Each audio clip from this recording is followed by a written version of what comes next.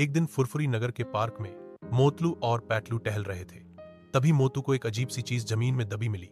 उसने उसे उठाया और देखा कि वो एक पुरानी सी घड़ी थी, लेकिन उसमें कुछ खास था। घड़ी की सुइयां उलटी दिशा में चल रही थी। पातलू ने ध्यान से देखा और कहा, मोतू, ये साधारण घड़ी नहीं है, हो सकता है ये जादुई हो। घर जाकर दोनों ने घड़ी की सफाई की और जैसे ही मोतू ने एक बटन दबाया, अचानक एक चमकदार रोशनी फैली और दोनों गायब हो गए। जब उन्हें होश आया तो वो एक पुराने जमाने के गांव में थे, जहां लोग बैलगाड़ी से चलते थे और मोबाइल का नाम भी नहीं जानते थे। मोतू चौंक गया।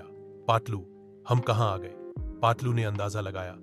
मोतू, शायद ये घड़ी हमें भूतकाल में ले आई है। अब दोनों को समझ नहीं आ रहा था कि वापस वर्तमान में कैसे लौटें। तभी गांव के बुजुर्ग ने बताया कि ये घड़ी सिर्फ एक बार और चल सकती है, लेकिन उसके लिए तुम्हें विरासत की तलवार लानी होगी जो एक खतरनाक पहाड़ के गुफा में है।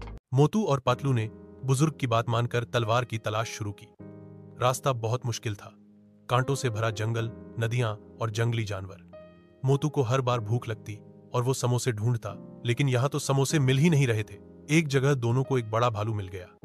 मोतू डर गया, लेकिन पातलू ने एक तरकीब लगाई। उसने पेड़ से शहद गिराया और भालू वहीं रुक गया। आगे चलकर वो दोनों एक गुफा तक पहुंचे जहां वो तलवार थी, लेकिन उसे एक पत्थर के अंदर फंसाया गया था, जैसे कोई एक्सकैलिबर हो। पातलू ने खींचने की कोशिश की, लेकिन कुछ नहीं हुआ। मोतलू ने जैसे ही हाथ लगाया, तलवार अपने आप बाहर आ गई। वाह मोतू, तुम तो वीर निकले। लेकिन जैसे ही उन्होंने तलवार उठाई, गुफा में हलचल मच गई और एक जादूगर की आत्मा प्रकट हुई। वो बोला, तुमने मेरी तलवार चुराई है, अब तुम दोनों को इसकी सजा मिलेगी। अब कहानी ने नया मोड़ ले लिया। जादूगर बहुत ताकतवर था।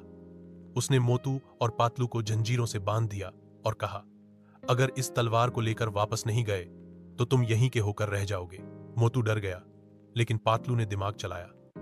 रात को पातलू ने अपनी जेब से छोटा साइंस बॉक्स निकाला और एक छोटा चुंबक बनाकर ताले खोल दिए। अब दोनों चुपके से भाग निकले, लेकिन जादूगर ने उन्हें देख लिया और अपने जादुई पक्षियों को उनके पीछे भेज दिया। मोतू और पातलू ने दौड़ते दौड़ते एक पुराना मंदिर देखा और उसमें छुप गए। वहां एक पुरानी किताब मिली जिसमें लिखा था, तलवार की असली शक्ति केवल सच्चे दिल वालों को मिलती है।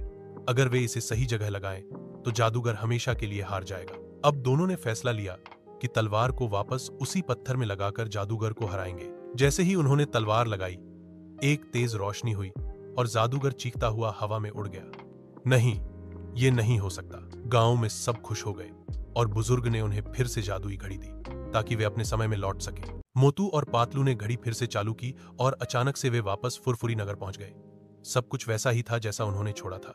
डॉक्टर झातका, घासीतारम और इंस्पेक्टर चिंगम बहुत परेशान थे क्योंकि मोतू पातलू 2 दिन से गायब थे। मोतू ने कहा, पातलू, ये घड़ी बहुत खतरनाक है, इसे नष्ट कर देना चाहिए। पातलू ने सिर हिलाया। हाँ मोतू, हर चीज खेलने के लिए नहीं होती। दोनों ने मिलकर घड़ी को डॉक्टर झातका को दे दिया ताकि वो उसे सुरक्षित रखे।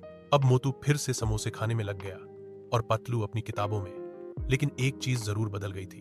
अब दोनों समझ गए थे कि सच्ची ताकत दोस्ती, समझदारी और हिम्मत में होती है। अंत में घासीतारम ने कहा, मोतू पातलू, तुम तो असली हीरो निकले, और सब हंसने लगे।